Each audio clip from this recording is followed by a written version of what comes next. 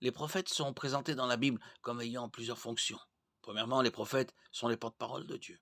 Lorsque le peuple d'Israël a demandé au prophète Samuel, un roi, Dieu a dit à Samuel, écoute la voix du peuple dans tout ce qu'il te dira, car ce n'est pas toi qu'il rejette, c'est moi qu'il rejette, afin que je ne règne plus sur eux. 1 Samuel 8, 7.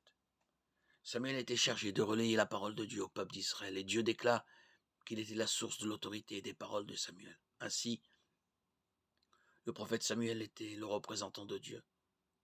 De nombreux autres passages de l'Ancien Testament contiennent des déclarations telles que la parole de l'Éternel est arrivée, indiquant que la source du message était Dieu et non le prophète. Par exemple, 2 Samuel 7,4, 2 Rois 24, Jérémie 1,4, Ézéchiel 3,16. Et les premiers versets d'Osée, Joël, Michée, Jonas et Sophonie.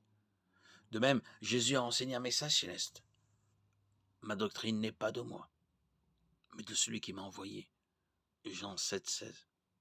Il a également déclaré que je parle selon ce que le Père m'a enseigné. Jean 8, 28. Dans sa prière sacerdotale, Jésus dit, je leur ai donné les paroles que tu m'as données. Jean 17, 8. Ainsi Jésus a clairement rempli le rôle d'un prophète, puisqu'il était le porte-parole de Dieu.